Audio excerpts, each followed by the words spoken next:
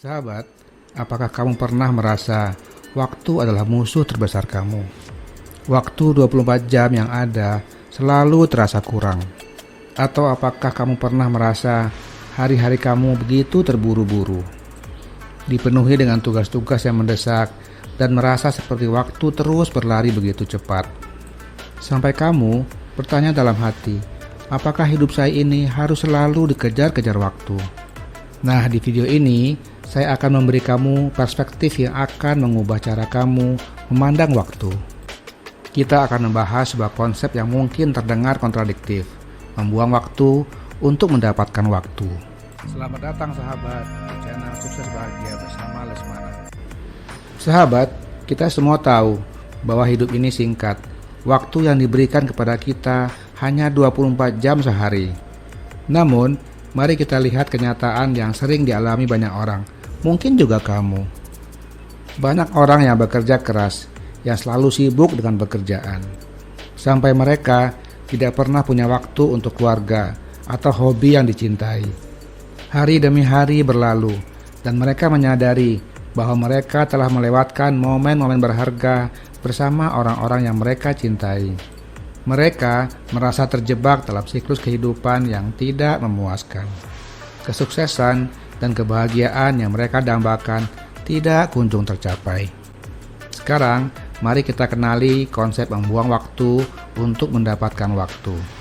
Konsep ini adalah bagaimana kita bisa menginvestasikan waktu kita sekarang untuk meraih manfaat yang lebih besar di masa depan.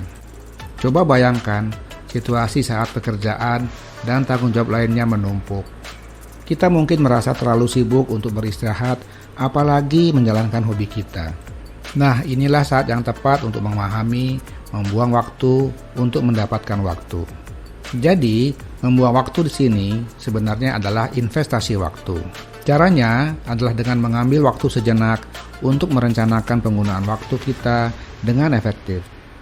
Hal ini membantu kita melihat dengan lebih jelas apa yang harus kita lakukan dan kapan. Hal ini juga akan membuat kita lebih efisien dalam menyelesaikan tugas-tugas kita, sehingga bisa membuat kita bekerja dengan tenang dan tidak terburu-buru.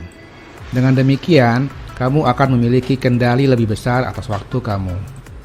Kamu akan memiliki lebih banyak waktu ekstra untuk dapat dialokasikan dengan keluarga, teman-teman, dan aktivitas yang kamu nikmati. Hal ini akan meningkatkan kebahagiaan kamu secara keseluruhan, dan kamu dapat mencapai tujuan hidup kamu dengan lebih cepat dan lebih efisien. Sekarang, mari kita bahas bagaimana caranya. Langkah pertama, merencanakan dengan bijak. Ini adalah langkah yang paling penting. Rencanakan bagaimana waktu kamu akan digunakan. Buatlah jadwal harian atau mingguan. Tentukan apa yang perlu diselesaikan dan apa yang menjadi prioritas. Contoh misalnya, kamu bekerja dari jam 9 pagi hingga jam 5 sore setiap hari.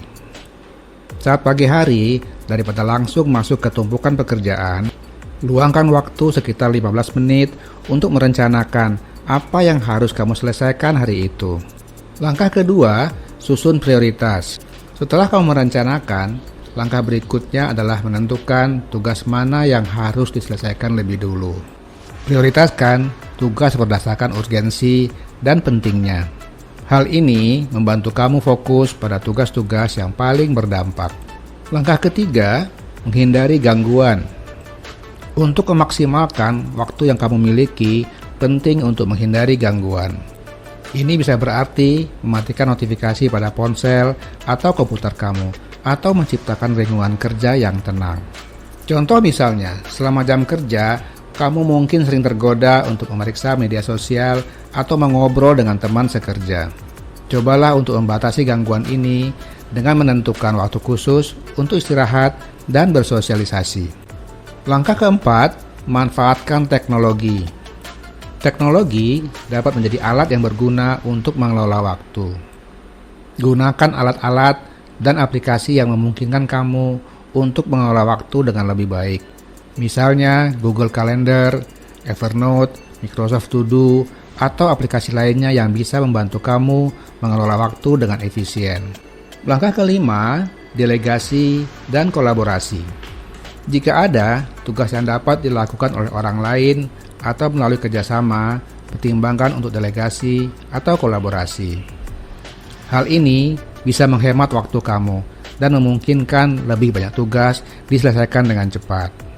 Langkah keenam, juga langkah yang cukup penting, adalah luangkan waktu untuk diri sendiri.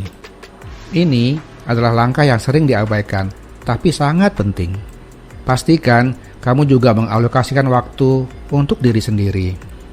Bisa untuk berolahraga, bersantai, atau mengejar hobi yang kamu sukai. Waktu untuk diri sendiri membantu menjaga keseimbangan dalam hidup kamu.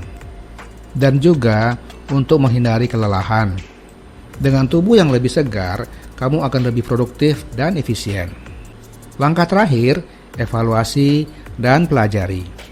Luangkan waktu untuk mengevaluasi bagaimana hasil pengelolaan waktu yang sudah kamu lakukan. Mana yang berhasil dan mana yang tidak. Pelajari pengalaman ini untuk menjadi lebih baik dalam mengatur waktu kamu di masa depan. Sahabat, sekarang saatnya bagi kamu untuk action.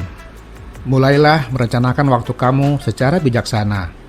Dengan cara ini, kamu akan mendapatkan lebih banyak waktu untuk hal-hal yang benar-benar kamu cintai dan mencapai kesuksesan serta kebahagiaan dalam hidup kamu.